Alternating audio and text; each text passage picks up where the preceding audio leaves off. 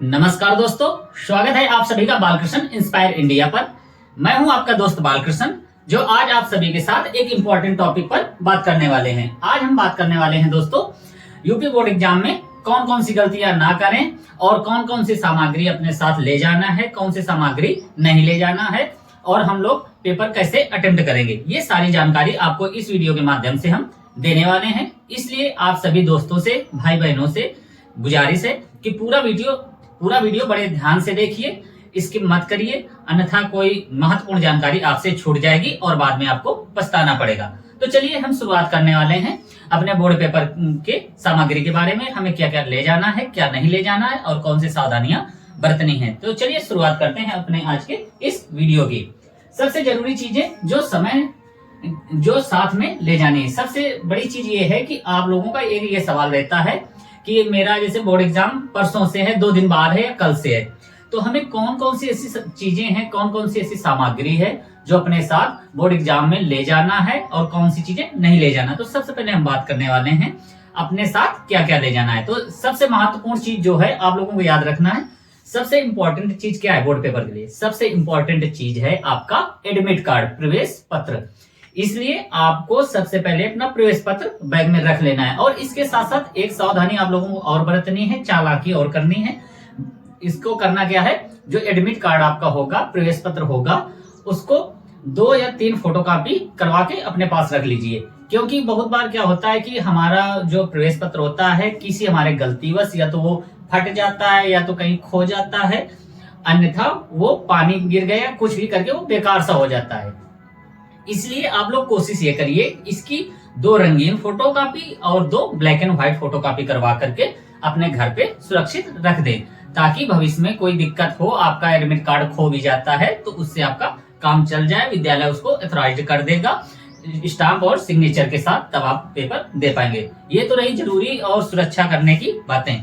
तो हम बात कर रहे थे, सबसे पहले आपको एडमिट कार्ड रखना है और उसके बाद आपको वहां पर जो भी पेन आप यूज करते हैं, अब ऐसा नहीं करना है कि अब परीक्षा आ गई है आप बहुत अलग अलग टाइप के पेन यूज करें, नहीं। आपको साधारणतया 2 ही रंग के पेन यूज करना है, काले और नीले। और इसी तरह काले और नीले स्केच का भी इस्तेमाल करना है। लेकिन एक सावधानी आपको ये बरतनी है कि आपको करना क्या है, जो काले और नीले पेन अभी तक आप स्कूल विद्यालय में लिखने में, पढ़ने में और जो भी विद्यालय में यूज करते रहे, वही पेन कोशिश करिए कि वही पेन वहां एग्जाम में भी यूज करें। क्योंकि उन पेनों में आपके हाथ सधे हुए होते हैं या उनमें आप लिखावट करने में निपुण होते हैं। तो करना क्या है, वो पेन ले आइए। काले पेन कम से कम 3 होने चाहिए आपके पास, और हाँ, काले पेन कम से कम 3 होने चाहिए और जो नीले पेन होंगे आपके 4 पेन से कम नहीं होने चाहिए। क्योंकि बहुत बार होता क्या है, लिखने में कोई पेन की स्याही खत्म हो गई या कोई पेन का छर्रा निकल गया या निब टूट जाती है या रुक रुक कर चलता है, तो वहां परीक्षा के दौरान आप किसी से पेन नहीं मांग सकते। अगर आप पेन वहां मांगेंगे तो वहां पे सुविधा जो है, वहां बैठक व्यवस्था में अव्यवस्था फैल जाएगी, आपकी वजह से वहां समस्या होगी। और वहां पर जो परीक्षक होंगे, जो अध्यापक होंगे ड्यूटी में, वो आपको डांटेंगे। इससे आपकी परीक्षा प्रभावित हो सकती है और अन्य अभ्यर्थियों की भी परीक्षा प्रभावित हो सकती है। तो आपको करना क्या है, 4 कम से कम नीले पेन जो प्रतिदिन आप लिखते हैं, जिससे आपकी आदत है, वही रख लीजिए। और 2-3 काले पेन, कम से कम 3 काले पेन, 4 नीले पेन। और इसके साथ साथ 2 जोड़ी स्केच रखने, 2 काले 2 नीले। फिर से मैं बता रहा हूं, आपको ना ही पेन ना ही स्केच किसी अदर कलर का नहीं यूज करना, केवल काले स्केच, काले पेन, नीले स्केच, नीले पेन का इस्तेमाल करना है अपने परीक्षा में। क्योंकि वहां पे अगर आप सतरंगे या किसी नीले, बैंगनी, लाल, हरे, गुलाबी ऐसे पेन या स्केच का इस्तेमाल करते हैं, तो जो परीक्षा का एग्जामिनर होगा आपके नंबर काट देगा और उसके बाद आपके परसेंटेज अच्छे नहीं जाएंगे, आपका नुकसान हो सकता है। तो आपको ये सावधानी बरतनी है, ठीक है। तो और रही बात स्केच की, स्केच के मैंने पिछले वीडियो में भी बताया था कि आप लोगों को करना क्या है। प्राय बच्चियों से बन जाता है, जो महिलाएं होती, बच्चियां होती, छात्राएं होती हैं, वो लोग स्केच से भी पतला सा लिख लेती हैं, क्योंकि उनकी हैंड राइटिंग प्राय लड़कियों की अच्छी होती है। लेकिन ये जो लड़के होते हैं, हम लोगों में थोड़ी सी ये दिक्कत होती है, हर एक चीज पे हम बहुत जोर लगा देते हैं, दम।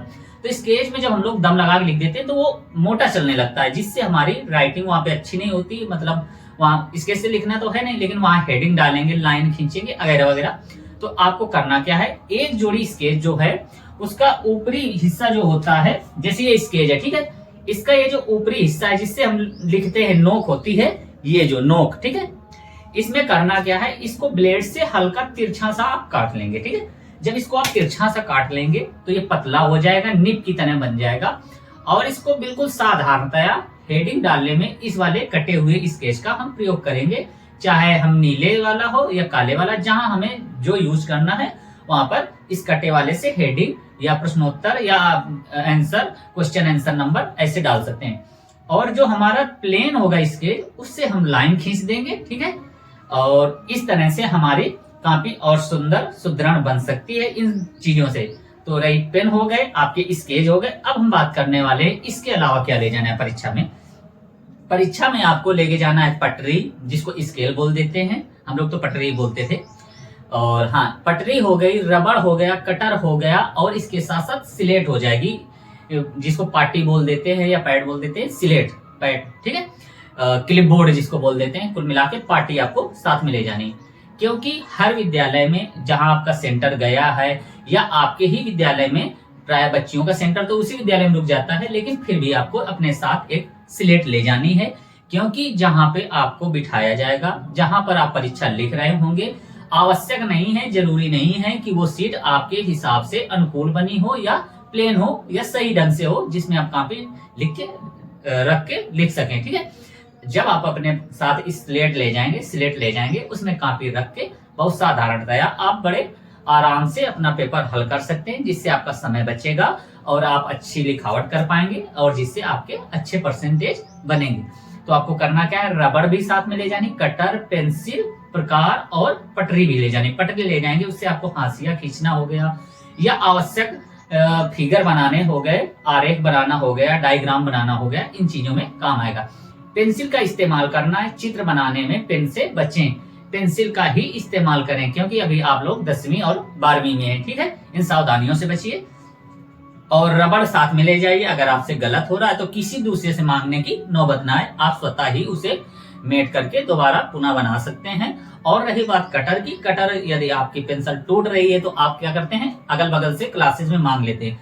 लेकिन ये भाई मेरे दोस्त, ये है बोर्ड एग्जाम, यहाँ अगर आप किसी से बात भी करते हैं, चाहे इशारों में बात करें या बुला के या धक्का मार के, तो ये एक तरह से बोर्ड पेपर में आपके द्वारा अव्यवस्था फैलाए जाने की गतिविधि है। मतलब आप परीक्षा को प्रभावित कर रहे हैं, डिस्टर्ब कर रहे हैं, इसके चलते आप पर सख्त कार्रवाई हो सकती है, आपकी कॉपी निलंबित की जा सकती है, जिससे आप फेल हो सकते हैं, ठीक है। अब हम बात करने वाले हैं पेंसिल, रबर, कटर, सिलेट मतलब पाटी हो गई। अब बात करेंगे एक पारदर्शी पानी की बोतल।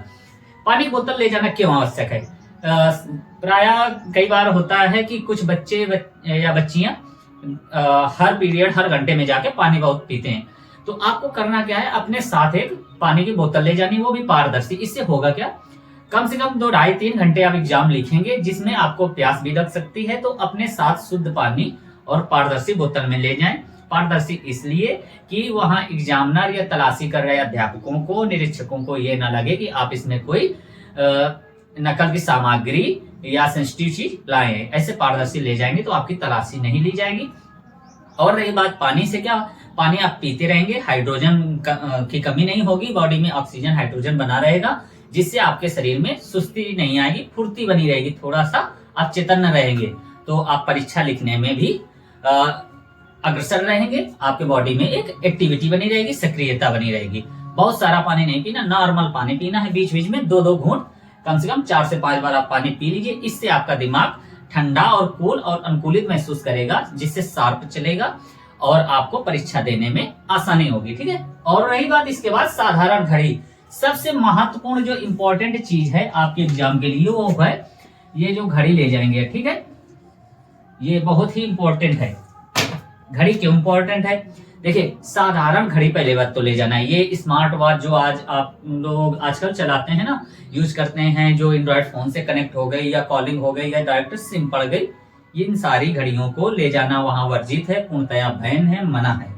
आपको करना क्या है, 100 या 50 रुपए की एक साधारण घड़ी मिल जाएगी, उससे बोल दीजिए भैया हमें एग्जाम में यूज करना है। वो हमारे जमाने में 35 रुपए मिला करती थी, तो वो आपको घड़ी ले लेनी है। वो 8-10 दिन आराम से चल जाएगी, इतना उसमें सेल होता है। ठीक है, रंगबाजी में नहीं पड़ना कि आपको वहाँ हवाबाजी या रंगदारी दिखाना, ऐसा कुछ नहीं करना। ये शादी पार्टियों के लिए होती है बाकी घड़ियां।